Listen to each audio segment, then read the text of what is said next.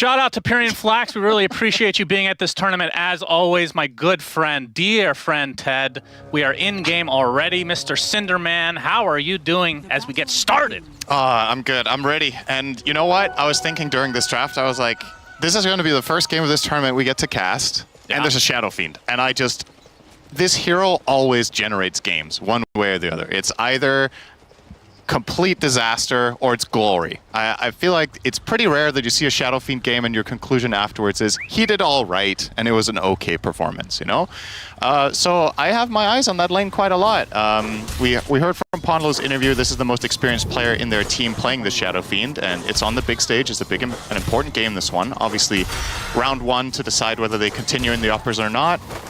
And I think the lane matchup will be pretty interesting to watch. Shadow Fiend plus Tusk against Darkseer sounds like a pretty good lane to me. So we'll see if this Darkseer last pick from Aurora will get punished a lot or if they will float the lane just fine. Yeah, somewhere out there, Lyrical is cheering very loudly because he's been waiting for this hero to get picked up a little bit more often than the Darkseer, of course. The hero that he got Immortal on and then can't play anything else apparently.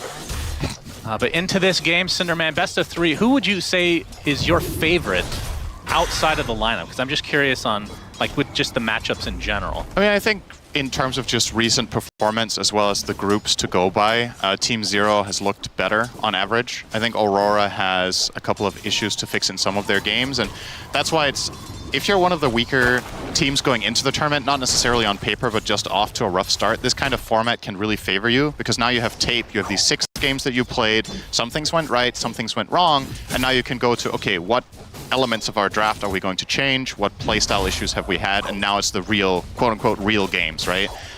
So if I went with everything that has happened across the year, I would say Aurora's the favorite. Based on the last month, definitely Team Zero. So let's see if they level up on Aurora. They're definitely, you can't blame them for, if you look at the draft, they're playing some of their absolute best heroes on every player. So it's definitely not unfamiliarity with the lineup that's going to cost them. Yeah, and that's exactly what you want out of a game one. I mean, some people talk about taking these huge risks, but if you just pick these heroes that you're very comfortable with just to get an idea of how the other team wants to play, sometimes can work out quite well for you.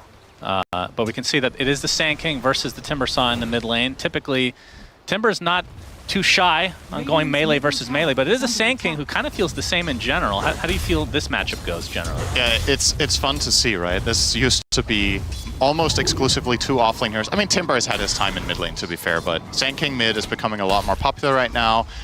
Historically speaking, Timbersaw would generally be getting the better of this matchup most of the time, but in mid, it's kind of strange, right? Because what ends up happening is, as you see 7E, he's just pulling the wave in to farm the side camp together with his Sandstorm, since he can, with that facet, the Dust Devil can just keep moving with it.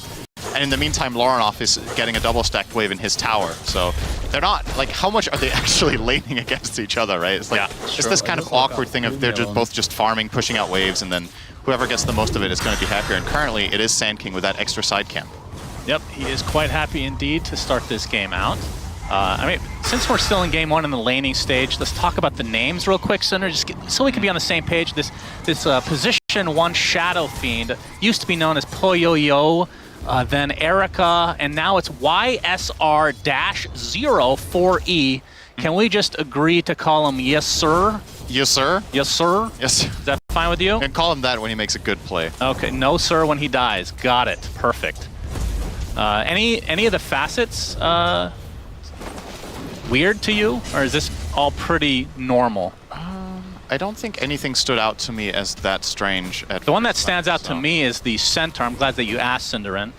The horsepower facet. I mean, that's not for that hero. Strange. Nobody ever takes the Counter-Strike facet. I figured out why. Because if you pick it, you have to play with sub-tick, and nobody wants that right now. All right. Hopefully I'm hired to the next event. Thank you very much. I think we need how many ticks does Dota have? It has 64, right? I think. It actually is low. I think it's 64. But you don't need that much in Dota, thankfully. Yeah.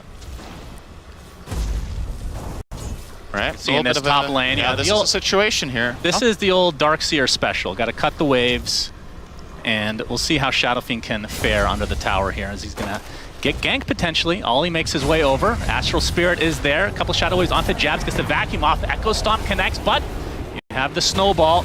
to save temporarily. Ponlo makes his way over as well. ZZQ trying to run away, but the first blood is going to be onto the Shadow Fiend. That is not what you want to see if you're Team Zero. They're going to lose the Dark Willow as well, as ZZQ attempting to run out. Couple stacks of sticky napalm though, and even Lornoff has made his way over here. So eventually will be yet another kill for Aurora. Great start to the game for them.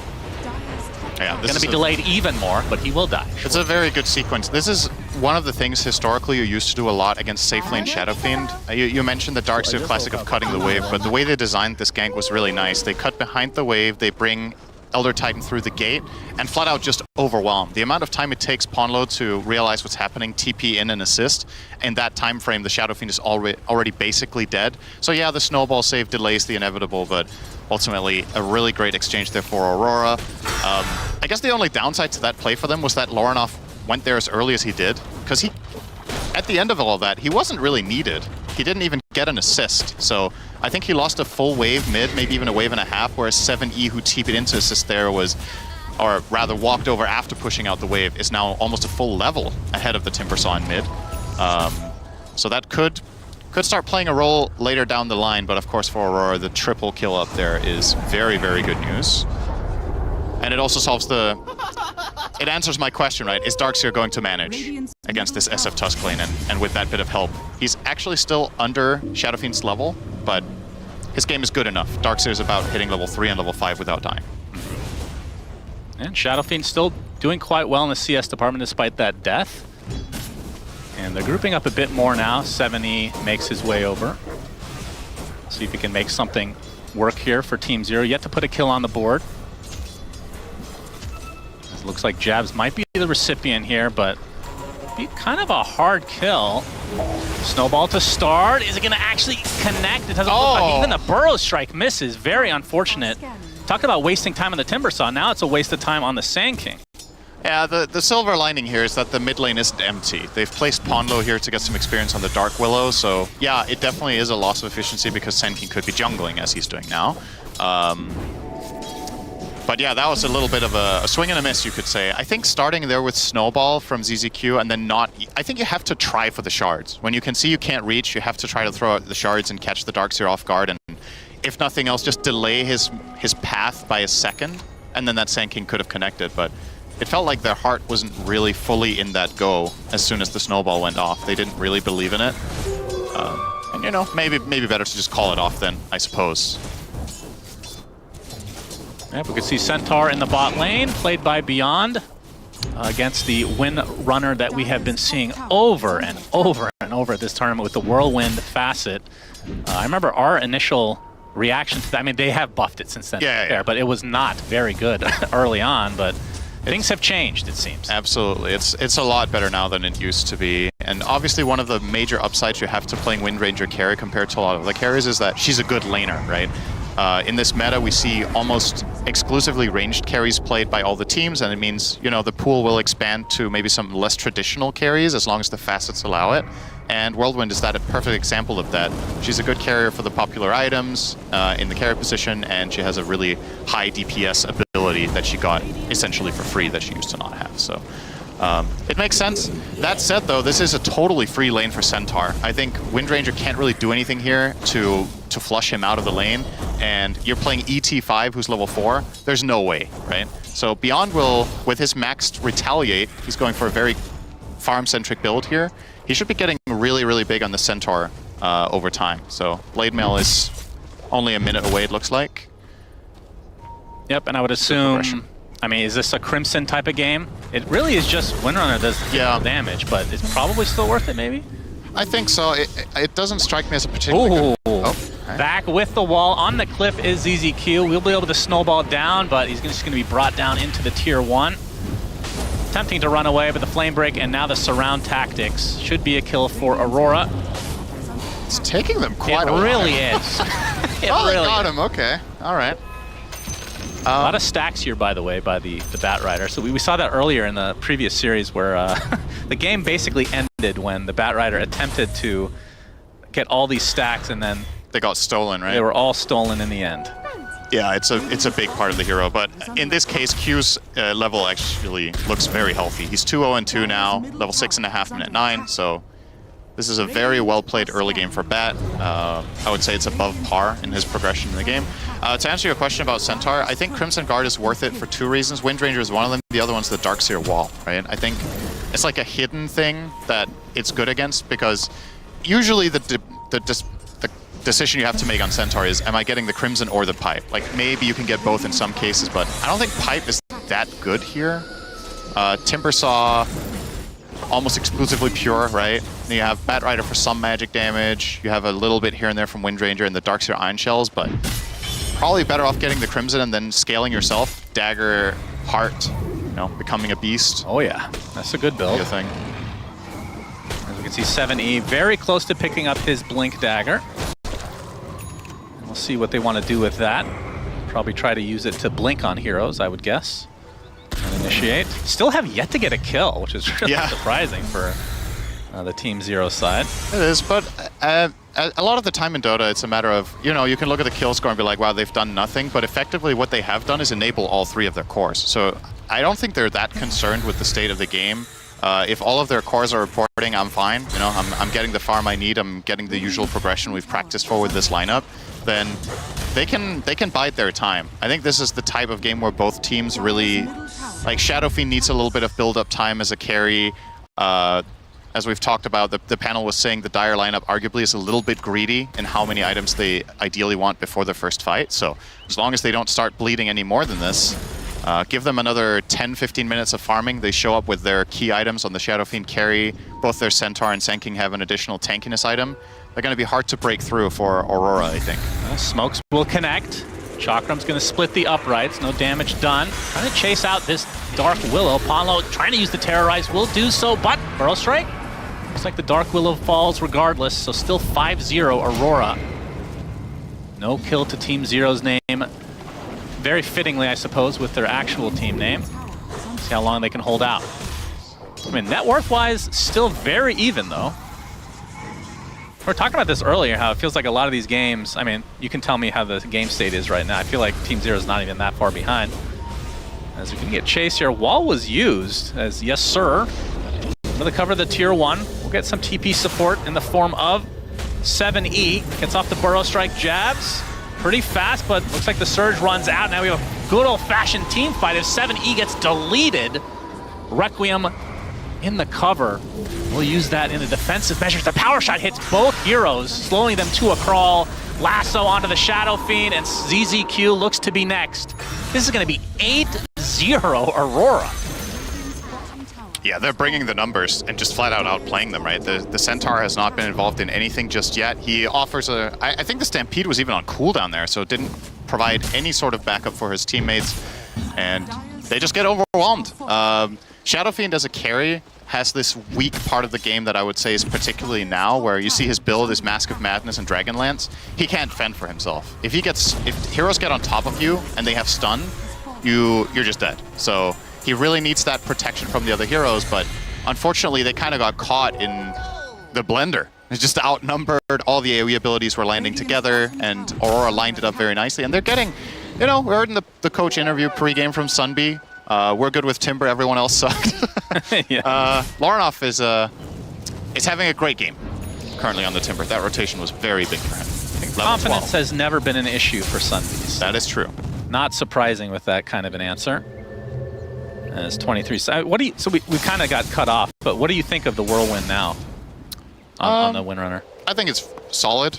I mean, the pro teams are running it for a reason. The first version, as we said, was probably not good enough. It got buffed quite a bit, and yeah, it's just a hero that has solid utility. It's having a carry that has its own stun from range and has AoE damage and has strong laning is pretty hard to find, right? You'd be hard pressed to find a more complete carry in a way. Well, the way I look at it is kind of like a tell me if you disagree with this. It's kind of like a shorter range flat cannon, but it procs items, which is, as we're going to see, the initiation, lasso, onto the Centaur, beyond, pops the Stampede with the Blade Mill activated as well. Now he's very slow. Will they catch him? Flame Break gives him a bit of a boost.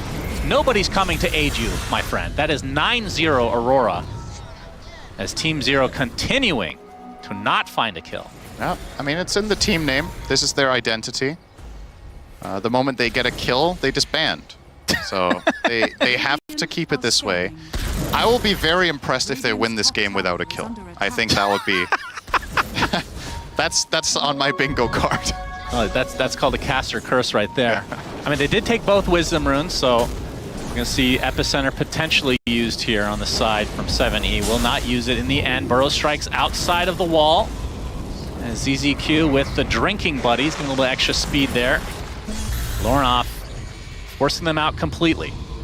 Yeah, just really playing to his strengths right now. He understands how much stronger he is than everyone else in the game. And as the panel talked about, in theory, the Shadow Fiend matchup against Timbersaw is very good, but they didn't get to lane against each other. They kind of... Sure, you pick the Shadow Fiend and you effectively pushed the Timbersaw mid, but then you didn't really exploit it by putting SF mid yourself because you committed with the Centaur pick and you didn't want to play Sand King safe lane. Right. So you didn't really get that aspect of the matchup out of it. And now that Lornoff is this far ahead, I actually don't think the matchup's that concerning in general. Okay, this is quite the dive. Yeah, and that's a very tanky hero. They really want that first kill. That is the last one you probably go on, though. Yeah. As they're going to wrap around here. Fortification was popped. Beyond's going to be using that beautiful Centaur passive to do some damage to this tower, and it'll end up resulting in a tier 1 kill. So he is going for the pipe on Centaur. Oh, interesting. I'm not completely sold that this is the best choice here. It does give a lot of regen. I mean, if you're going to go for regen, you get Heart, though, right? But then again, Heart against Timbersaw,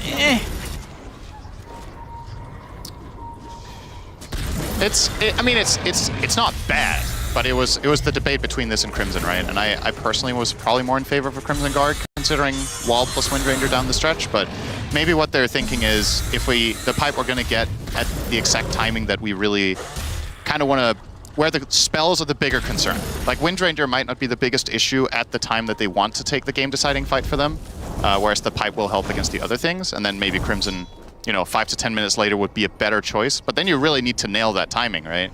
Because the way I see it, pipe is not that great, aside from a short 5 to 10 minute window here.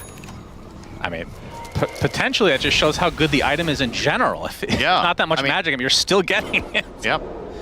That is interesting. I mean, they do have magic damage, of course, but it's not like they have burst, just kind of elongated.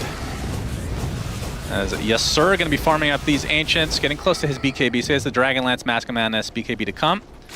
Yeah, curious to see what he does after that. You're playing against Windranger, so you probably want MKB at some point in your build. But is he going to complete the Pike first with his Dragonlance, or is he going to go for, say, a Daedalus for the damage, or is he going for that MKB and really focusing on that matchup? It's also a decent damage item against Timbersaw, to have MKB, so perhaps that's worth a consideration. Yeah, I think that's going to be a little bit telling about where Team Zero are at right now. But I also wonder what they're at mentally. Like, it's 18 minutes, you haven't killed a hero. Like, what is your read on the game state? Do you feel like you're getting owned? Do you think it's under control, Like, hey, 3K is not that bad. Yeah, but they don't know. That's the thing, right? The players have to play on feel, and they might be like, yeah, we feel like we've got the stuff that we want, but, ultimately, if you pause the game right now and ask them how far behind do you think you are, I don't know if they would, guess this amount. And the distribution of gold, right? You're always going to have to feel it out. Q. Oh, Beyond. He gets initiated on. You can see the Brambles, though, connecting. Looks like this Bat Rider will be the first kill of the game for Team Zero. They are on the board officially. Terrorize going to be used basically on Lornoff as 70 just barely gets out. He almost killed himself stunning into Timber. He just took like 700 damage by going next to him in his Sandstorm and Epicenter combo. And Timber was barely tickled with his Eternal Shroud. So, yeah, got to be careful. I feel like 7E is a little bit too hungry to go in the Timber. I think he's probably better off looking for other alternative targets unless they feel like there's value in just the stun itself. But popping all your stuff to try to go and put damage into Timber, I feel like it's a complete waste for his hero right now. That needs to be a very coordinated team effort. But Team Zero get on the board. Yeah, that's a feels good for them. Yep, they got a kill. And it was a very quick reaction there. There was a great counterplay. They immediately got off the Blade Mail on Beyond and an immediate counter stun as well. So. Oh wow, this is fast.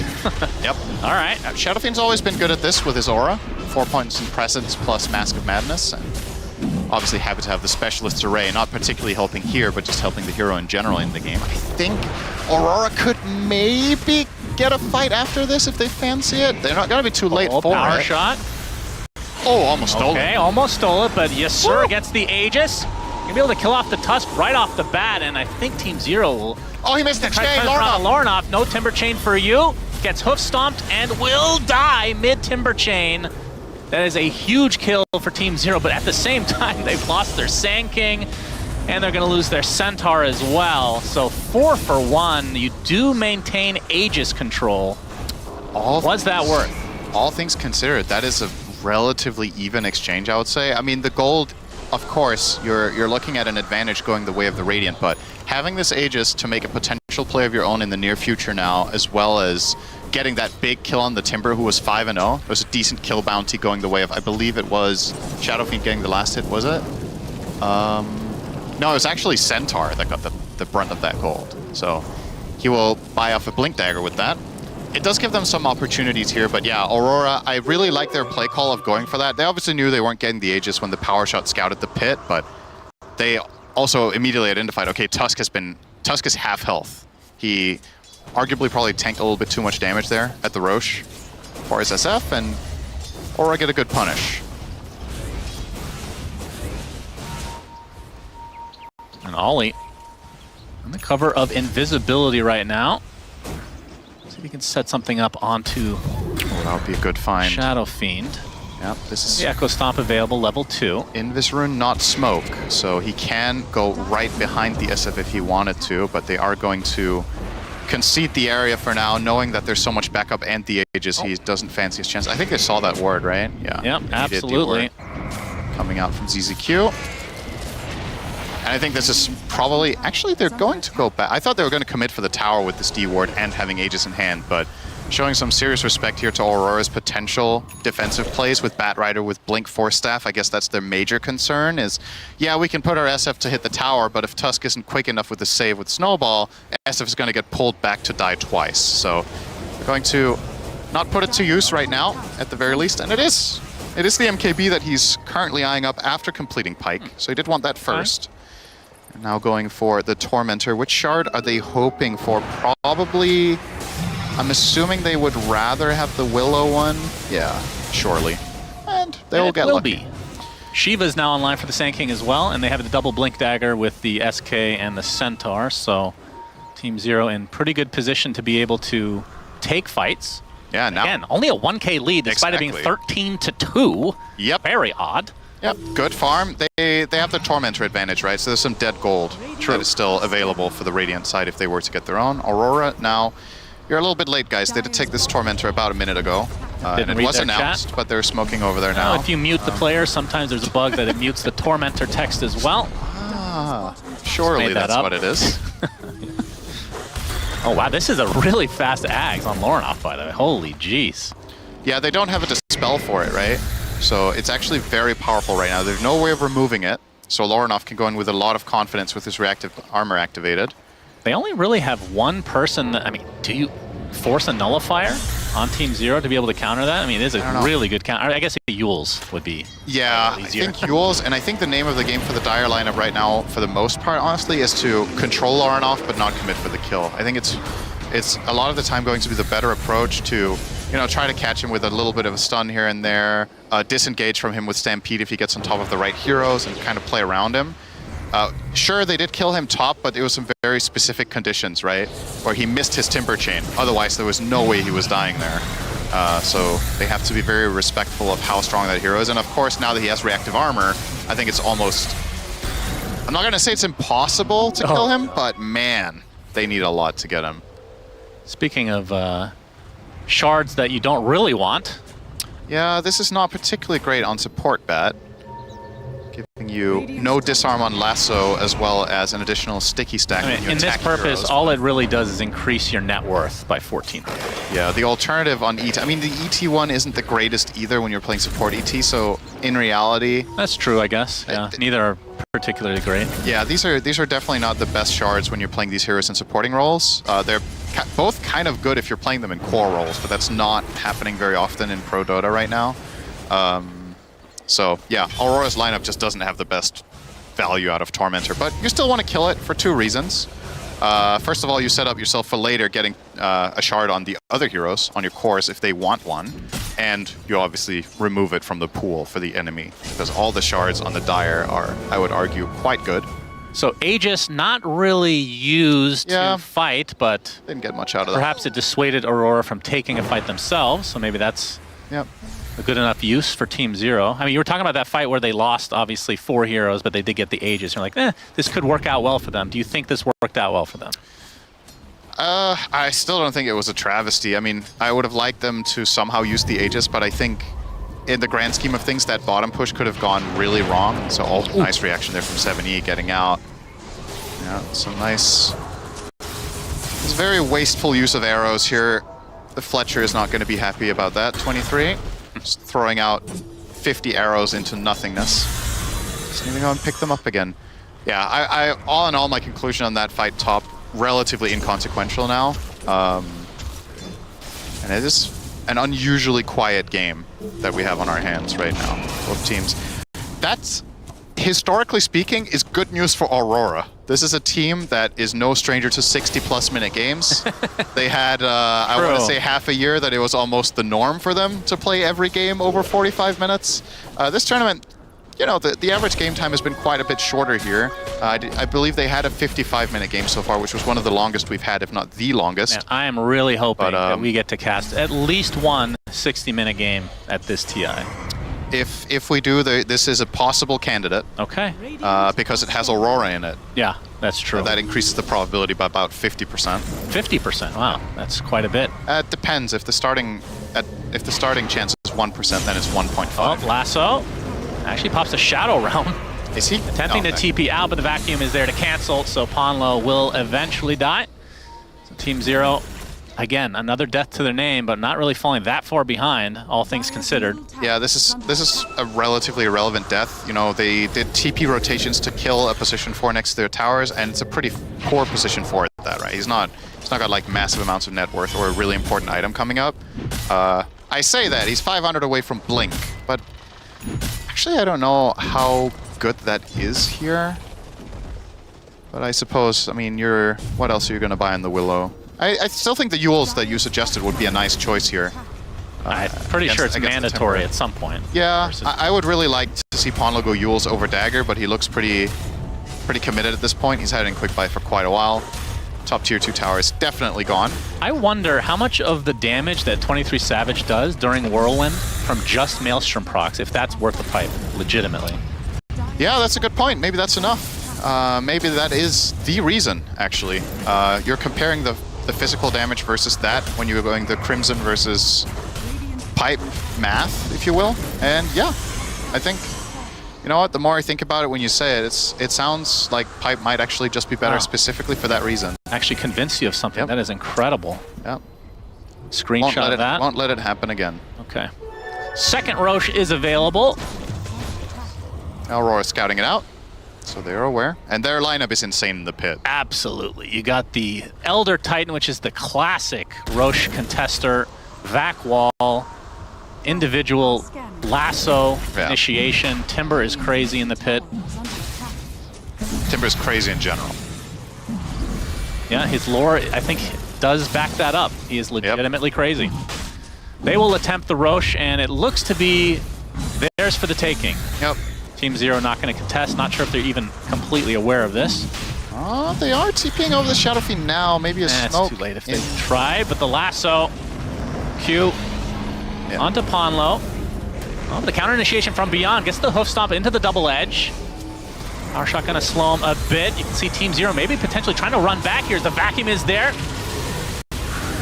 Shadow Fiend ult used as well. Echo Stomp is there, but the hoof stomp finally comes out from beyond, but he just gets destroyed along with the Dark Willow. Yes, sir, is dead. And that leaves one member of Team Zero alive, and that is 7E. The BKB about to run out. And that looks to be a full team wipe, an ultra kill for Laurenhoff. They lose the Aegis, but nobody else died. Yeah. There's a lot of spells in that team fight for Team Zero just didn't land, right? They never got off Terrorize, or excuse me, they did get off Terrorize. They never got off Bedlam on the opener when he did survive the lasso. So it kind of looked like, okay, that lasso wasn't that good, but it was a very pitiful Requiem. I think the Sand King, the Burrow Strike hit one target. The Centaur had already committed his initiation onto the bat before his allies were there, so that didn't lead to a kill either. I would just say uncharacteristically uncoordinated here from Zero. So you're going to see the replay here, right? They go on the... There's the Centaur stomp onto bat, so now you've exchanged some spells, but Centaur is now in a compromised position. This Requiem is at best. It's just blocked by the pipe. And in the meantime, this Wind Ranger is just going absolutely to town together with Lorinov, just winning on damage, right? Both teams are tanky, but one of them just hits harder. Yep, and now that has opened up the game. This score now kind of feels right, Cinderin. Yeah, now the net worth kind of matches the score. 18-2 with quite a large lead now. Double digit, 10K, make it 11K.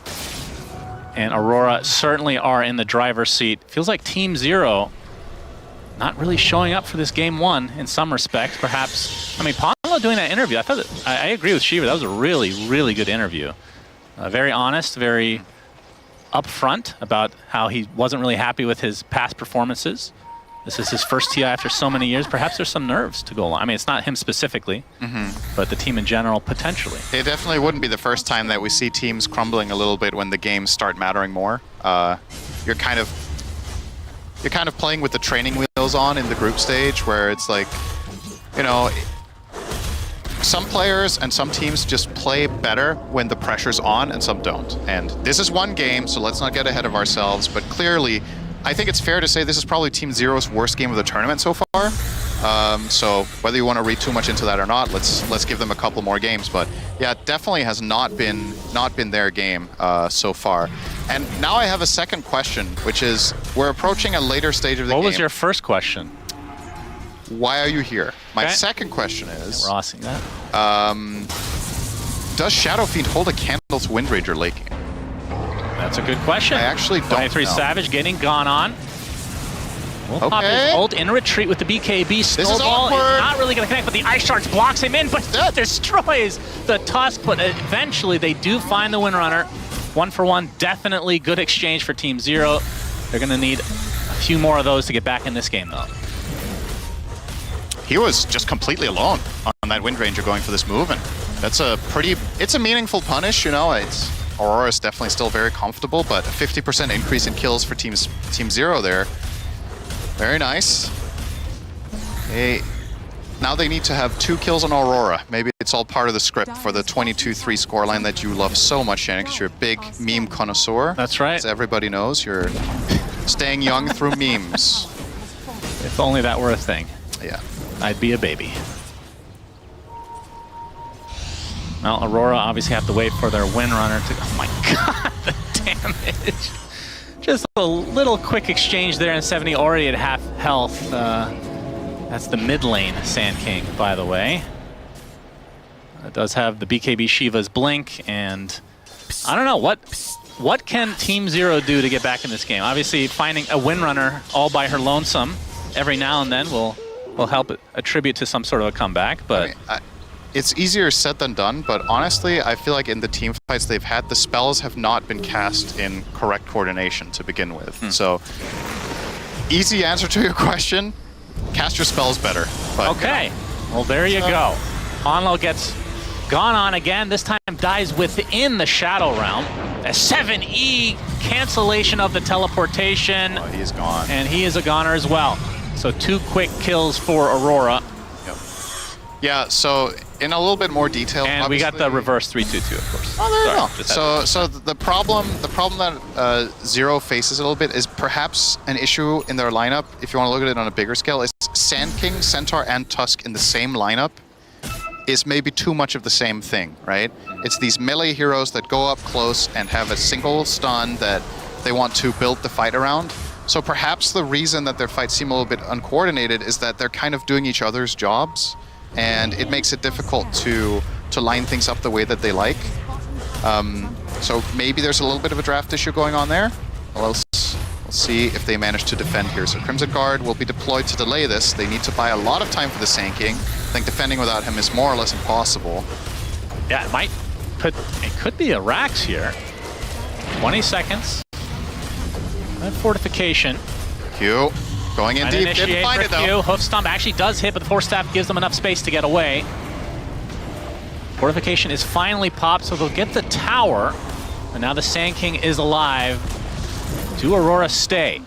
I guess on second thought as well, when I look at these lineups, something we maybe haven't thought about enough is if you look at Zero's damage breakdown, it's a ton of magic damage, and it's a lot of spread damage, right? Raises, Requiem, Sand King and Centaur's a lot of like spread magic damage over time. You don't have that big single target burst. So the first pick Timbersaw, was he actually addressed at all, right? True. The reason it's difficult for them to access the fights the way that they want is if Aurora constantly just offer them up one target, it doesn't feel very satisfying and very natural to go in on that one guy.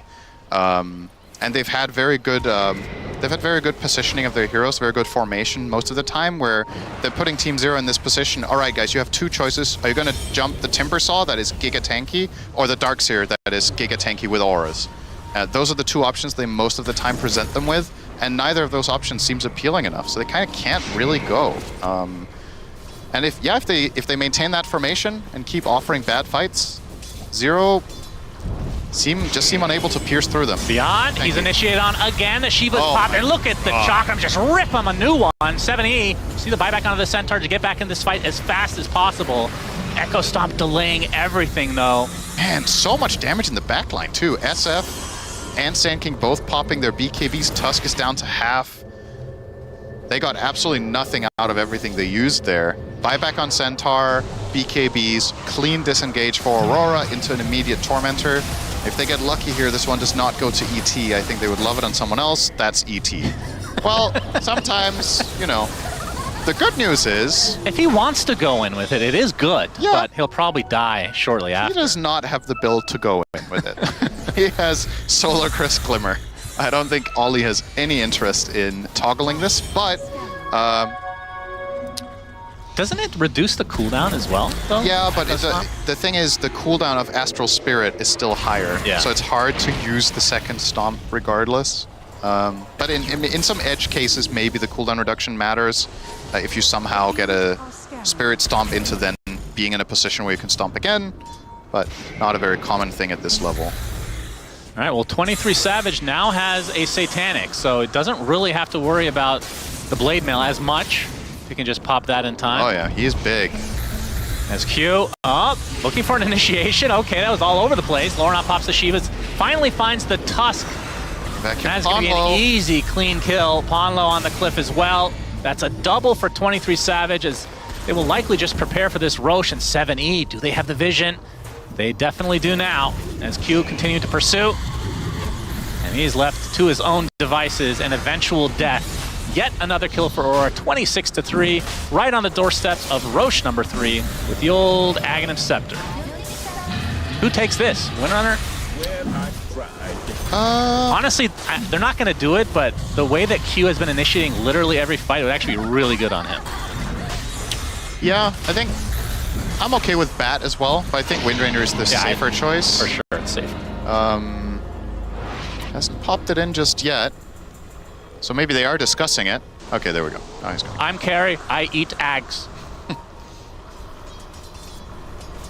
I mean, if nothing else, this should be quite crazy for the hero versus hero matchup against Shadow Fiend, right? Reducing physical damage taken by 45% during Wind Run. Yeah, makes that matchup super one-sided all of a sudden, as if it wasn't good enough for him already. And they don't have a way of dispelling it. So, yep, off we go. Off to the races. We're off to the Tier 3 number 2. And this one, unless Team Zero mount an incredible defense here, might go down as one of the more one-sided games of the tournament so far. Not one of the shortest, mind you. But really, Zero haven't really strung anything together in this 40-minute game. No, they have not. Sheepstick on to Yes Sir.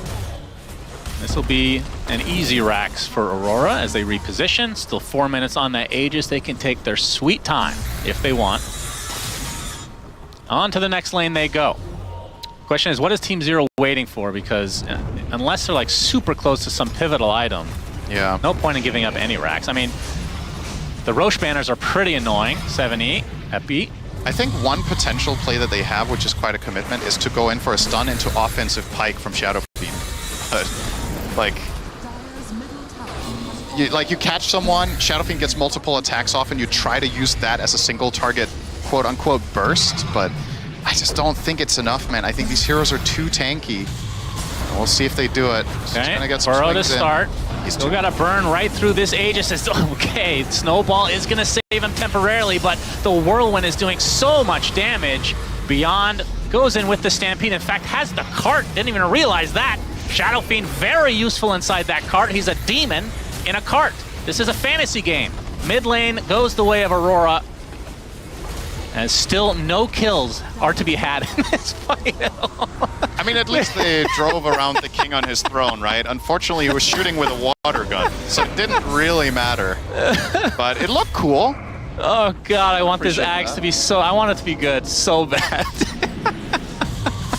Workhorse for the win, okay. Putting everything onto this Timber Saw, but look at the damage again from 23 Savage. Sand King is dead in the blink of an eye. Yes, sir, trying to use his ult, but will back away instead. Q looking for an opening, not finding one yet. As the Sand King buys back into the game. Still has his epi to work with. But Lornov just seems impossible. Look at his He is invincible. a heart on top of everything else now. Yes, sir, already at half HP. Oh, they're gonna try, Is maybe. activated. No. Faking out the epi. Is he actually gonna go for it? No, now he got chakra. No, he will never use it the rest of the game. That's my call. 23 Savage with the Whirlwind. Yes, sir. Getting into the high ground, but brought back to the low ground and insta-Gibbs himself. 3 dead, just like that, and the game is over. Aurora completely stomps Team Zero in this game number 1. Yeah, I mean, there isn't really much to write home about, is there? They just got absolutely crushed. I really like everything Aurora did in this game. I think the first big step